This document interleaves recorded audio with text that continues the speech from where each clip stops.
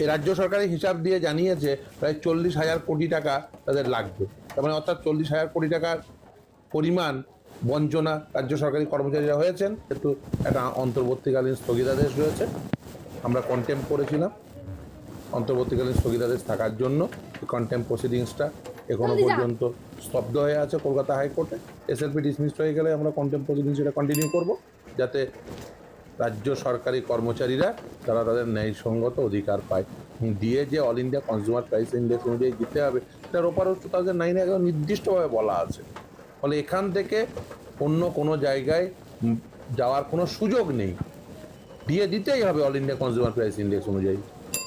মামলাটি যাতে দ্রুততার সঙ্গে শুনানি হয়, সেই জন্যই আগামী 14ই মে দুপুর 2টোর সময় এই মামলাটিকে ফিক্সড করেছেন এবং আশা করব সেদিন শুনানি হবেই।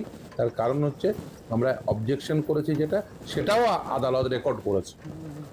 রোপার রুলস 2009-এ অল ইন্ডিয়া কনজিউমার প্রাইস ইন্ডেক্সের সঙ্গে সাযুজ্য রেখে দেওয়ার কথা বলা আছে, যেটা 2019-এ কিন্তু ডিএর কোনো প্রভিশনই রাখেনি বর্তমানের সরকার।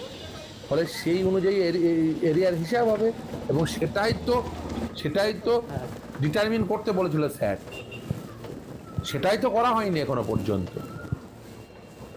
সেই মোতাবেক যেটা স্যাটের যে নির্দেশ ছিল, যে নির্দেশকে আপহোল্ড করেছে কলকাতা হাইকোর্ট, সেই মোতাবেক দেবে। দেখুন, রোপার রুলস 2009-এ একদম নির্দিষ্টভাবে বলা আছে, rule 314, dearness allowance appropriate to the basic pay plus dearness pay at index average 536 within bracket 1982 is equal to 100, অর্থাৎ 1982-কে বেস ইয়ার ধরে এই ক্যালকুলেশনটি করতে হবে। এর যদি এই লাইনটির ম্যাথমেটিক্যাল রিপ্রেজেন্টেশন হচ্ছে এটা, অর্থাৎ এই দেখতে পাচ্ছেন ডিয়ারনেস অ্যালায়েন্স পার্সেন্টেজ কী হবে, ডিএর percentage AI CPI minus 536 divided by 536 into 100, যেখানে বেস ইয়ারকে ধরতে হবে 1982 ইজ ইকুয়াল টু 100 করে। এখানে দেখুন ইয়ার টু ইয়ার, দেখুন আপনি দেখছেন এই মাসের হিসাব করে, আমার হিসাব করা যে